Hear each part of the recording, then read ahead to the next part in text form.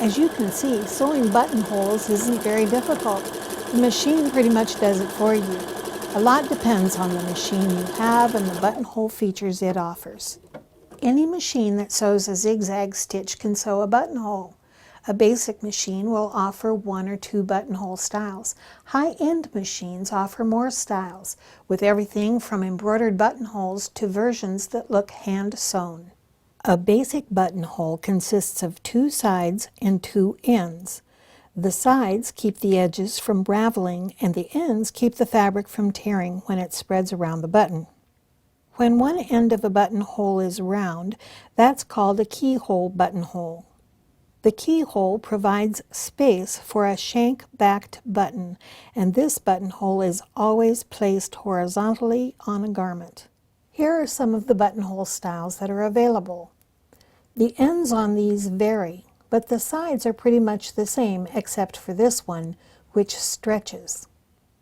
Before you sew your buttonhole on the garment, sew a test buttonhole on the same fabric with exactly the same number of facing and interfacing layers. The test will show you how the buttonhole stitches in relationship to the edge of your fabric and enables you to test the settings to make sure the tensions, stitch length, and width are satisfactory. You need to mark the buttonhole placement. You can follow the placement indicated on the pattern, or you may want to change it. I'm showing this on a mannequin so you can see the relationship to the body, but normally do this on the pattern. Align the first buttonhole on the bust point line.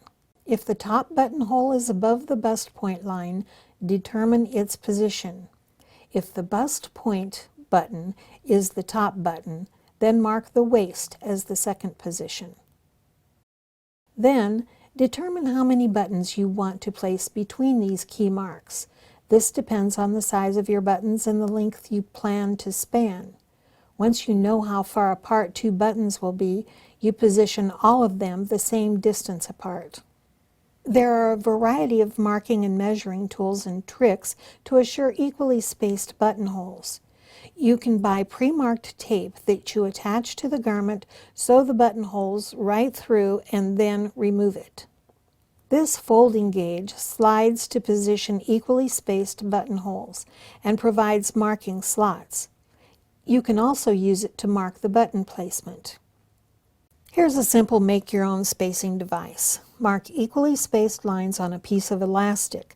Position it over your garment where the 2 key positions are marked, and stretch the elastic until the marks match the button positions.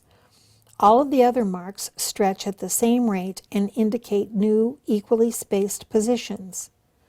I pin the elastic through the pattern to a piece of foam core so I have a free hand to make marks. The final thing you need to know is how long to make the buttonhole. Most machines have a presser foot that makes this easy.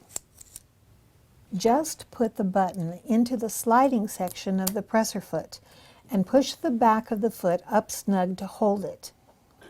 The foot then guides the machine to sew a buttonhole the right length for your button, unless you have a fat button.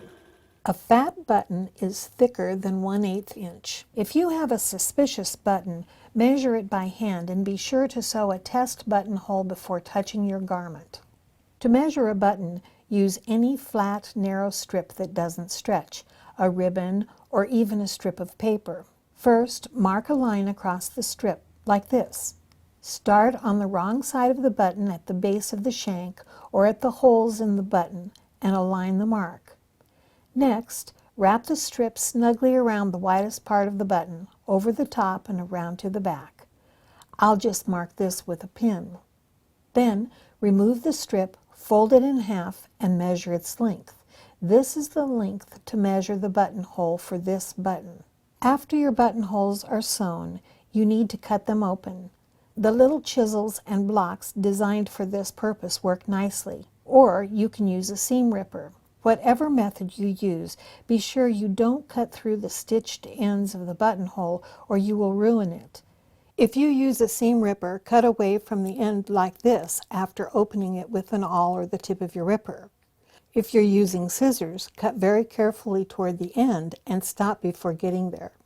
There's always more to know, but these tips will get you started for now. Next time we'll sew on the buttons. See you then.